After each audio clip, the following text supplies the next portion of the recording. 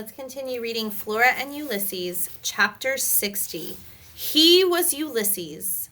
They were in the woods. He could tell by the smell of pine resin in the trees and the sound of pine needles crunching underfoot.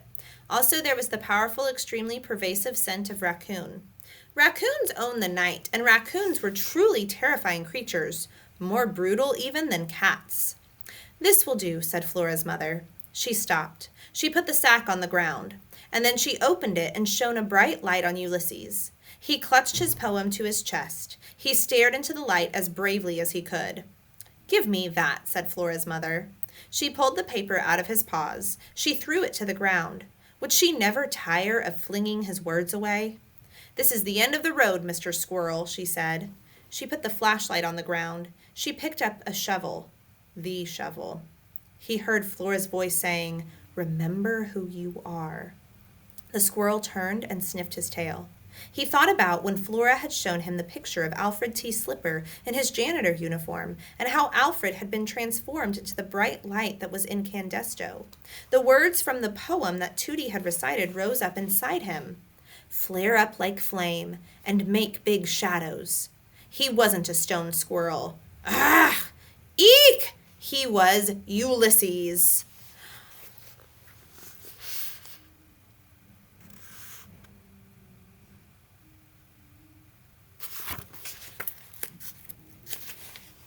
Chapter 61, I Want to Go Home.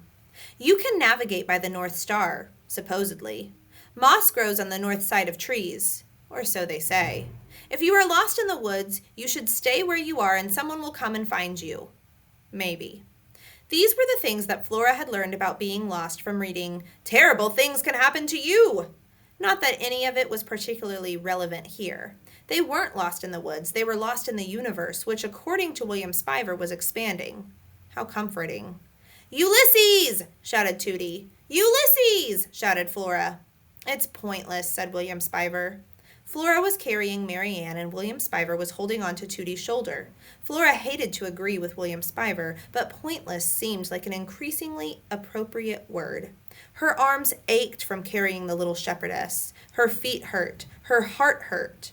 "Let's see," said Tootie, peering into the darkness. "That's Bricknell Road up there, so we're not truly lost." "I wish I could see," said William Spiver in a sad voice. "You can see," said Tootie. "Great Aunt Tootie," said William Spiver, "I am loath as always to point out the obvious, but I will do it here and now for the sake of clarity. You are not me. You do not exist behind my traumatized eyeballs. I am telling the truth, my truth. I cannot see." "There's nothing wrong with you, William," said Tootie. "How many times do I have to tell you that?"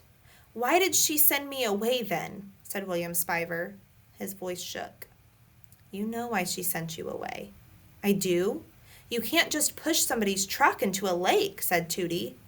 "It was a pond," said William Spiver. "A very small pond, more of a sinkhole, actually." "You cannot totally submerge somebody's vehicle in a body of water," said Tootie in a very loud voice, "and expect that there aren't going to be severe consequences."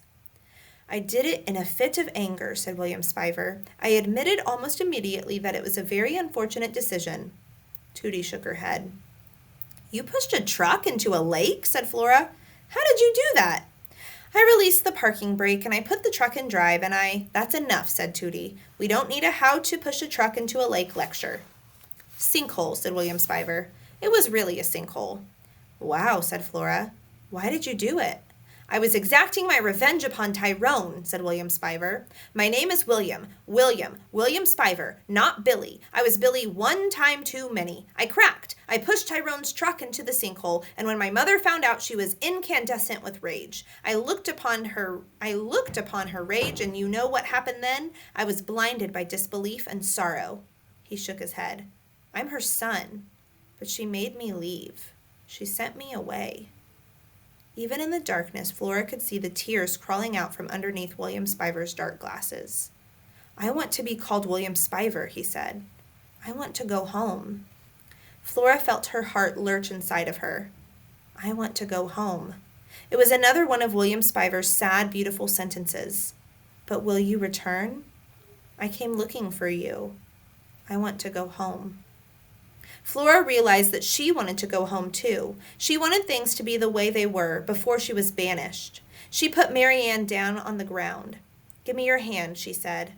"What?" said William Spiver. "Give me your hand," said Flora again. "My hand? Why?" Flora reached out and grabbed hold of William Spiver's hand, and he held on to her.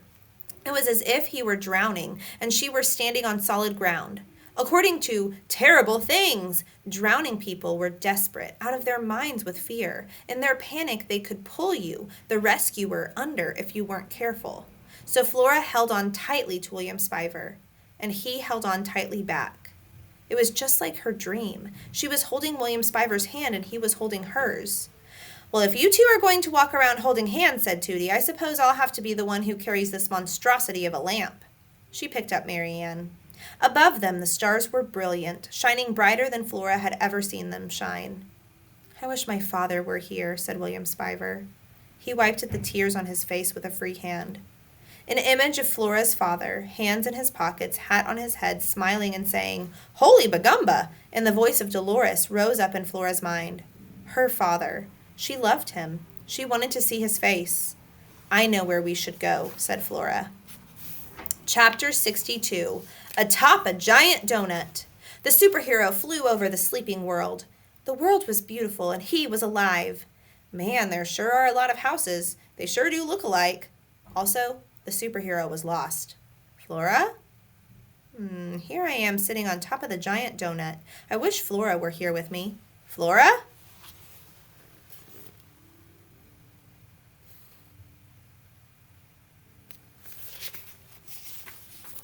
Chapter 63. Little Fishes. "A squirrel flies in," said Dr. Measham. "This I did not expect at all. It is what I love about life, that things happen which I do not expect. When I was a little girl in Blundermeason, we left the window open for this very reason. Even in the winter, we did it because we believed something wonderful might make its way to us through the open window. Did wonderful things find us? Sometimes yes, sometimes no. But tonight it has happened. Something wonderful." Dr. Measham clapped her hands. "A window has been left open. A squirrel flies in the window. The heart of an old woman rejoices." Ulysses' heart rejoiced too. He wasn't lost anymore. Dr. Measham would help him find Flora. Also, Dr. Measham might make him a jelly sandwich. "Imagine," said Dr. Measham, "imagine if I had been sleeping, what I would have missed. But then, always and forever, I have been an insomniac. You know what this is, insomnia." Ulysses shook his head.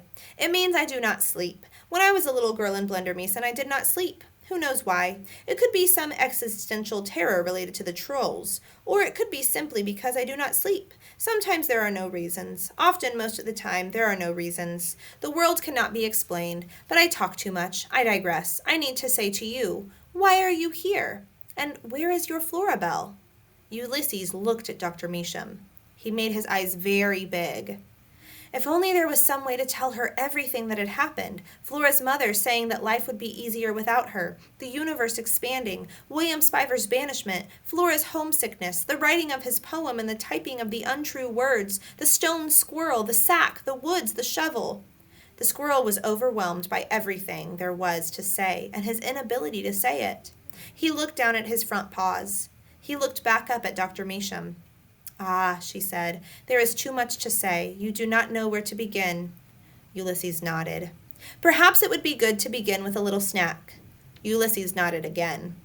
"When the other Dr. Measham was alive and I could not sleep, do you know what he would do for me? This man would put on his slippers and he would go out into the kitchen and he would fix for me sardines on crackers. You know sardines?" Ulysses shook his head. "Little fishes in a can. He would put these little fishes onto crackers for me, and then I would hear him coming back down the hallway carrying the sardines and humming and returning to me." Dr. Measham sighed. "Such tenderness, to have someone get out of bed and bring you little fishes and sit with you as you eat them in the dark of night. To hum to you. This is love." Dr. Measham wiped at her eyes. She smiled at Ulysses. "So," she said, "I will make for you what my beloved made for me. Sardines on crackers. Does this seem like a good thing?" Ulysses nodded. "It seems like a very good thing." "We will eat, because this is important, to eat. And then, even though it is the middle of the night, we will go and knock on the door of Mr. George Buckman, and he will open the door to us because he is of capacious of heart. And then George Buckman and I will figure out together why you are here and where our Florabelle is." Ulysses nodded. Dr. Measham went into the kitchen, and the squirrel sat on the windowsill, and he looked out into the dark world. Flora was out there somewhere. He would find her. She would find him. They would find each other, and then he would write her another poem. This one would be about little fishes and humming in the dark of the night.